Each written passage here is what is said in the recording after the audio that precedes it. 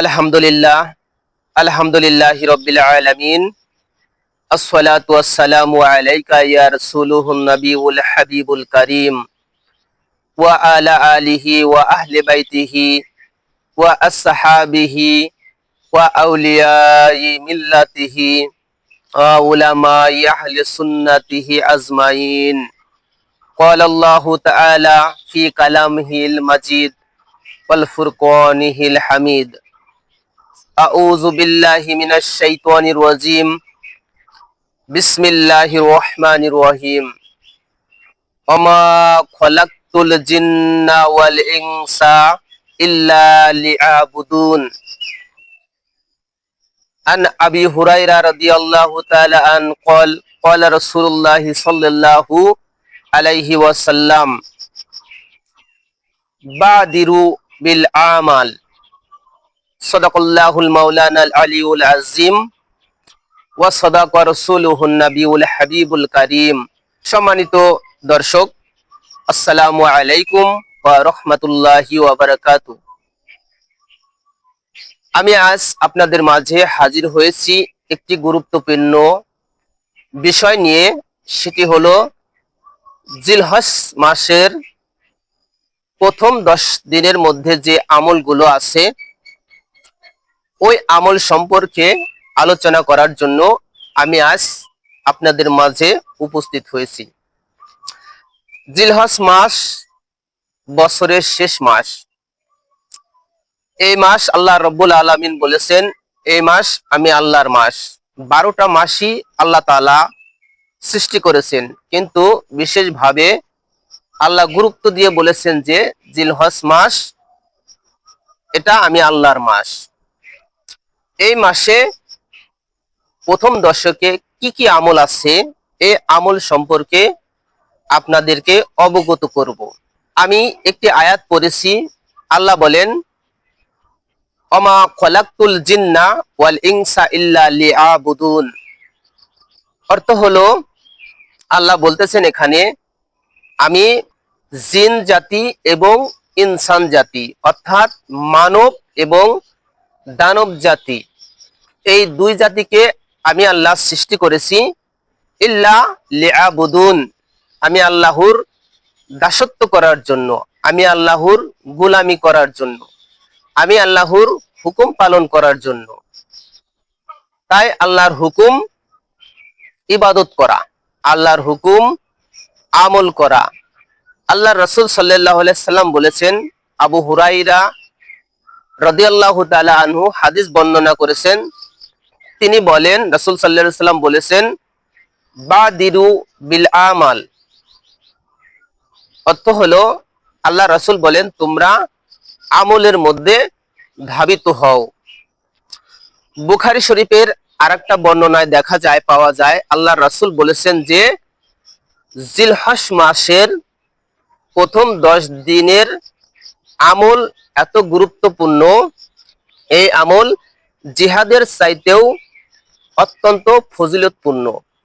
সাহাবারা জিজ্ঞাসা করলেন, ইয়া রাসূলুল্লাহ, এই আমল কি জিহাদের চাইতেও বেশি দামি? নবীজি বললেন, হ্যাঁ সাহাবীরা, এই জিলহজ মাসের প্রথম 10 দিনের আমল জিহাদের চাইতেও দামি, কিন্তু ওই জিহাদের চাইতে দামি না যেই ব্যক্তি নিজের জান এবং নিজের সম্পদ নিয়ে জিহাদের ময়দানে গেল, কিন্তু জিহাদ করে সম্পদ না এনে, সম্পদ আল্লাহর রাস্তায় বিলিয়ে দিয়ে শুধু নিজের জানটা নিয়ে বাড়িতে ফিরল, ওই জিহাদের চাইতে বেশি দামি এই আমল না। তাহলে আমরা বুঝতে পারলাম যে এই 10 দিনের আমল অত্যন্ত ফজিলতপূর্ণ। এখন আমাদের জানার বিষয় হলো, এই 10 দিন আমরা কি কি আমল করব, কি কি আমল কুরআন হাদিসে পাওয়া যায়। অনেকগুলো আমল আছে, তার মধ্যে 1 নম্বর আমল হলো, এই 10 দিনে আমরা বেশি বেশি আল্লাহর জিকির করব, 1 নম্বর আমল। 2 নম্বর আমল, এই 10 দিনে আমরা আল্লাহর হাবিব আল্লাহর পেয়ারা বন্ধু আমাদের নূরের নবী হায়াতুন নবীর উপরে বেশি বেশি মহব্বতের সাথে দুরূদ এবং সালাম প্রেরণ করব। 2 নম্বর আমল। 3 নম্বর আমল, যাদের হজ করার সামর্থ্য আছে, যাদের হজ করার জন্য সামর্থ্য আছে, তাদের হজ করা, এটা হলো 3 নম্বর আমল, হজ করা। 4 নম্বর আমল, যাদের কুরবানি দেওয়ার সামর্থ্য আছে, কুরবানি করা, 4 নম্বর আমল। 5 নম্বর আমল,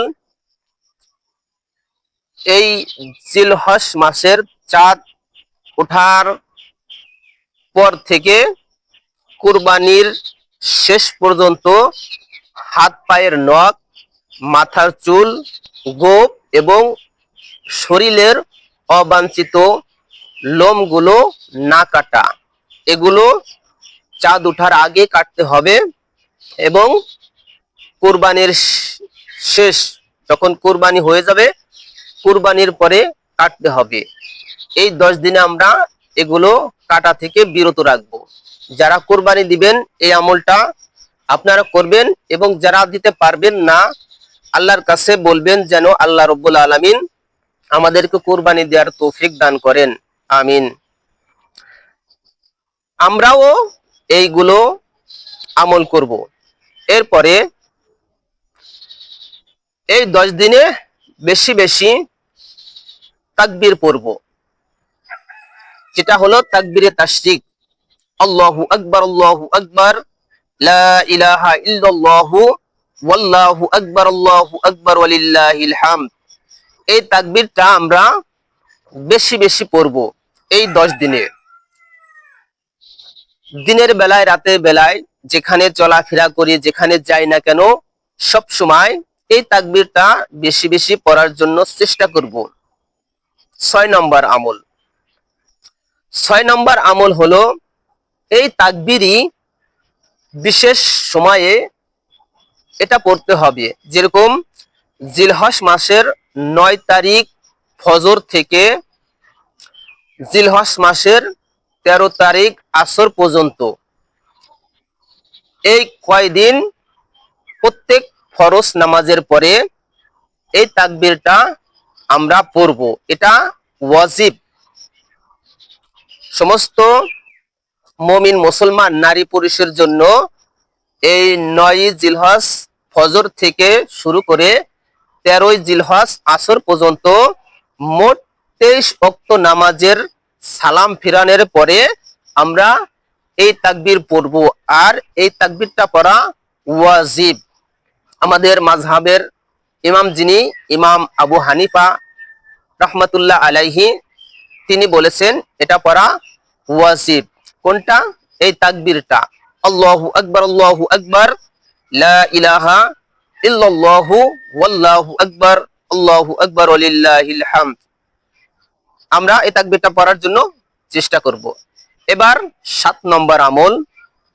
7 নম্বর আমল, এই 10 দিনের মধ্যে আমরা বেশি বেশি কোরআন তেলাওয়াত করব। 8 নম্বর আমল, এই দিনে আমরা বেশি বেশি দান সদকা করব। 9 নম্বর আমল, রোজা রাখবো।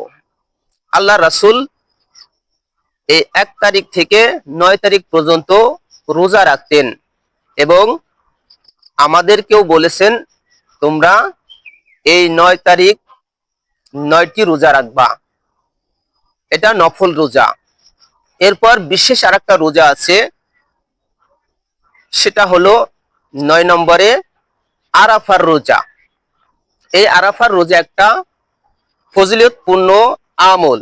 আরাফাতের রোজা রাখতে হবে 9 তারিখে, জিলহজ মাসের 9 তারিখে আরাফাতের রোজা রাখতে হবে। যেই দিন হাজিরা আরাফাতে অবস্থান করেন ওই দিনে কি করতে হবে? রোজা রাখতে হবে। এই রোজার মধ্যে অনেক ফজিলত নিহিত আছে। অর্থাৎ কুরবানির ঈদের আগের দিন, যেদিন আমাদের দেশে কুরবানি হয়, ওই কুরবানির ঈদের আগের দিন, ওই দিনে রোজা, ওটা হচ্ছে আরাফাতের রোজা।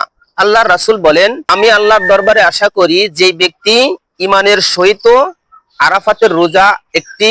আরাফাতের একটি রোজা রাখবে, আল্লাহ রাব্বুল আলামিন তার গত এক বছরের গুনাহ এবং আগামী এক বছরের গুনাহ আল্লাহ রাব্বুল আলামিন মাফ করে দিবেন। সুবহানাল্লাহ। আমরা তো সবাই গুনাহগার, তাহলে আমরা গুনাহ মাফের আশায় আল্লাহকে সন্তুষ্ট করার জন্য অবশ্যই এই আরাফাতের রোজাটা আমরা রাখার জন্য চেষ্টা করব। 10 নম্বর আমল, কুরবানির ঈদ। এই ঈদের যে রাত আছে, ওই রাতটা আমরা ইবাদতের উদ্দেশ্যে জাগরণ করব। আল্লাহ রাসূল বলেছেন, যেই ব্যক্তি 2 ঈদের রাত জাগ্রত থাকে ইবাদতের উদ্দেশ্যে, তার কলব ওই দিন মরবে না। যেই দিন সমস্ত মানুষের কলব মুর্দা হয়ে যাবে, অর্থাৎ কাল হাসরের ময়দানে সমস্ত মানুষের কলব মুর্দা হবে, কিন্তু ওই ব্যক্তির কলব মুর্দা হবে না যেই ব্যক্তি 2 ঈদের রাত জাগরণ করে ইবাদতের উদ্দেশ্যে। এরপরে 10 নম্বর আমল হলো, ঈদের দিন যে সুন্নতি কিছু কর্ম আছে, এই কর্মগুলো করা। তাহলে আসুন আমরা এই প্রথম দশকে যে আমলগুলো আছে, ওই আমলগুলো করার জন্য চেষ্টা করব। আরেকটা কথা বলে রাখি যে এই যে তাকবীরে তাশরিক পড়তে হবে, এটা পুরুষদের জন্য পড়ার প্রয়োজন, এবং মহিলা যারা আছে, আমাদের মা বোনরা যারা আছে, তাদেরকেও এই তাকবীর পড়তে হবে। কিন্তু পুরুষেরা পড়বে একটু উচ্চ সুরে, আর মহিলারা পড়বে আস্তে আস্তে, যেন অন্য পুরুষে বা বাইরে আওয়াজটা না যায়। এই তাকবীরটা মহিলারা পড়বে আস্তে আস্তে। তাই আসুন আমরা ঈমানকে মজবুত করে, আল্লাহর রাসূলের প্রেম মহব্বত অন্তরে ধারণ করে, ওলি আল্লাহদের মহব্বত অন্তরে রেখে আমরা এই আমলগুলো করব। আল্লাহ রাব্বুল আলামিন যেন আমাদের সবাইকে সঠিকভাবে, সঠিক নিয়মে, সঠিক পদ্ধতিতে বেশি বেশি আমল করার জন্য তৌফিক দান করেন। আমিন। ওয়া আখিরি দাওয়ানা আনিল হামদুলিল্লাহি রাব্বিল আলামিন। আসসালামু আলাইকুম ওয়া রাহমাতুল্লাহ।